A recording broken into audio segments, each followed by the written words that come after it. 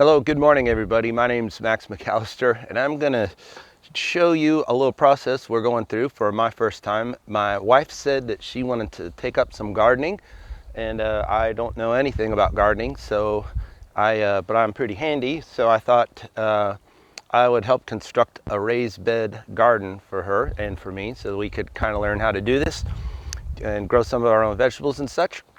And so what I'm going to show you is how we turn an old useless hillside into a raised bed garden, a pretty nice one, a big one, and what my ideas and concepts are, and all as I go through the process of building this, I'll show you, pits and falls and problems I've run into, and maybe you'll be able to use some of what I've learned or what I demonstrate, or possibly learn from my mistakes as I go along, and excuse me.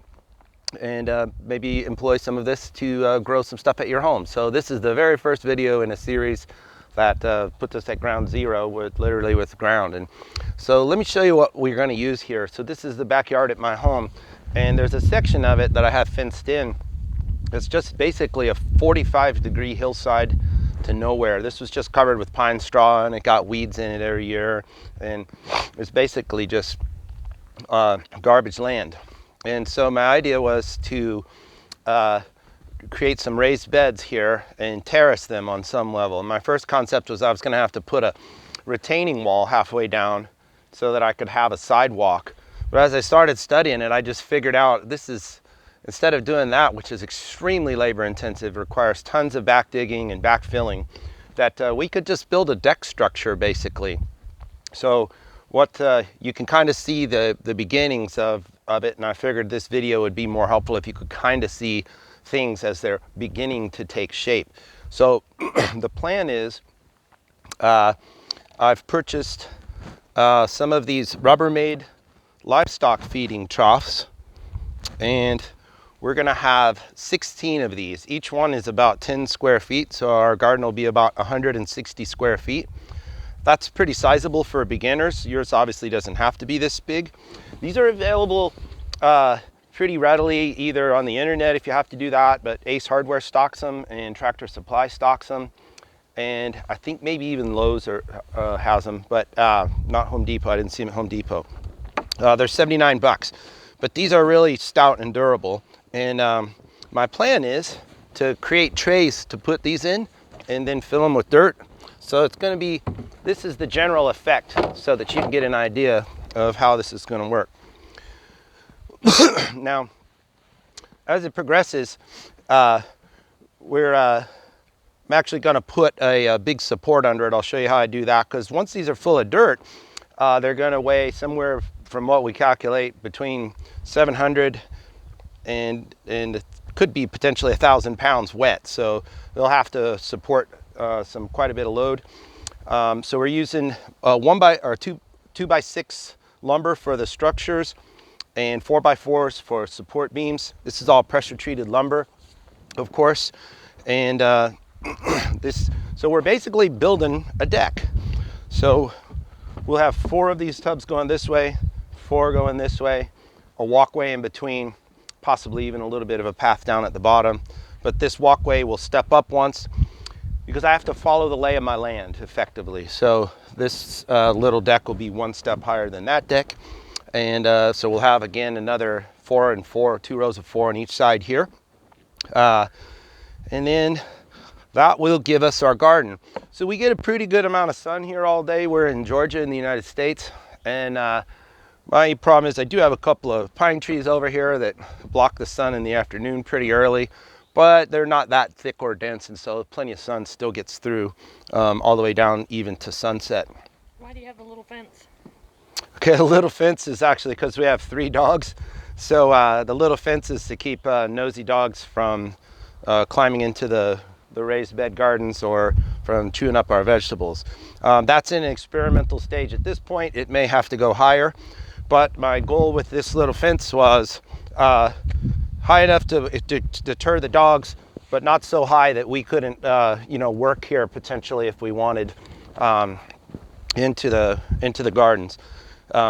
We also assume it's going to work as a little bit as trellis for some things that grow up. Once we get our garden going and we learn what we want to grow and where we're going to grow it, you know, we can add trellis and things at that time. So the tools to get me to this stage, it's not a lot, honestly, but you're handling wood, tons of splinters. You'll need good work gloves. I like them to be not too thick and heavy, a leather palm so that you can grip and grab stuff. Not too the thick canvasy ones are clumpy and hard to work with. You'll need a tape measure, and then I strongly encourage you, luckily if you haven't bought tools yet, everything's battery powered nowadays. You're not going to have cord wired tools, so that's a beauty. But an impact driver is the most important tool next to a circular saw. So these two tools I'm basically doing almost this whole entire deck with. No hammer, no screwdrivers, no nothing. This thing, unlike a drill, makes an impacting action. It goes and hammers screws home. So if you haven't seen one of these, that tool's invaluable.